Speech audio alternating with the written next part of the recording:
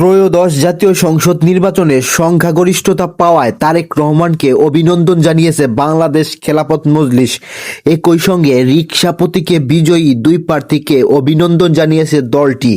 তবে ঢাকা ১৩ আসনে দলটির আমির মাওলানা মামুনুল হকের নির্বাচনী ফলাফল নিয়ে ক্ষোভ প্রকাশ করা হয়েছে। আজ সোমবার বিকেলে রাজধানীর পুরানা পল্টনে দলের কেন্দ্রীয় কার্যালয়ে নির্বাহী পরিষদের মাসিক বৈঠকে এ অভিনন্দন ও ক্ষোভ জানানো হয়। পরে এক সংবাদ বিজ্ঞপ্তিতে এসব তথ্য জানানো হয়েছে।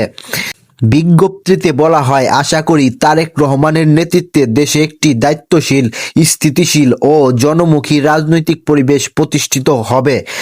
গণভোট উত্তর ঘোষিত জুলাই সনদ বাস্তবায়নে দলের এজেন্ডা নয়, সুনির্দিষ্ট বিষয়ে জনগণের সরাসরি রায়কে প্রাধান্য দেওয়া হবে। সংবাদ বিজ্ঞপ্তিতে ঢাকা ১৩ আসনে মাওলানা মামুনুল হকের নির্বাচন ফলাফল নিয়ে ক্ষোভ প্রকাশ করে বলা হয়, পরিকল্পিত ও সুসংগঠিত কারচুপির মাধ্যমে তাকে পরাজিত ঘোষণা করা হয়েছে। রিকশা প্রতীকের অসংখ্য বৈধ ভোট অবৈধ ঘোষণা, ফলাফল ঘষামাজা ও ভোটের সংখ্যা পরিবর্তন করে চূড়ান্ত ফলাফলের বিকৃতির মাধ্যমে প্রকাশ্য রেজাল্ট ডাকাতি করা হয়েছে। বিজ্ঞপ্তিতে আরও দাবি করা হয়, অধিকাংশ কেন্দ্রের রিকশা প্রতীক এগিয়ে থাকার ইঙ্গিত পাওয়ার পরই ফলাফল লেখায় কারচুপি করা হয়। রাত ১১টার পর বিভিন্ন গণমাধ্যমের অনলাইন মাধ্যমে মামুনুল হকের বিজয়ের সংবাদ প্রচারে কিছুক্ষণের মধ্যেই সংশোধিত ফলাফল পাঠানো হয়, যা গভীরভাবে ষড়যন্ত্রের বহিঃপ্রকাশ।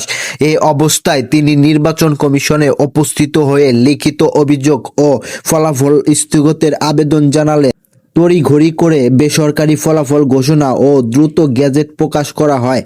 এ ঘটনার নিরপেক্ষ তদন্ত এবং দোষী ব্যক্তিদের বিরুদ্ধে ব্যবস্থা নেওয়ার দাবি জানানো হয়েছে। অন্যথায় জনগণের ভোটাধিকার রক্ষায় আদালত ও আন্দোলন উভয় পথ বেছে নেওয়ার হুঁশিয়ারি দেওয়া হয়েছে। বৈঠকে নির্বাচন পরবর্তী সহিংসতা নিয়ে উদ্বেগ জানানো হয়। বলা হয়, সারা দেশে তাদের নেতাকর্মীদের ওপর হামলা, বাড়িঘর ভাঙচুর ও আহত হওয়ার ঘটনা ঘটেছে। অবিলম্বে এসব সহিংসতা বন্ধ ও জড়িত ব্যক্তিদের আইনের আওতায় আনার দাবি জানানো হয়েছে।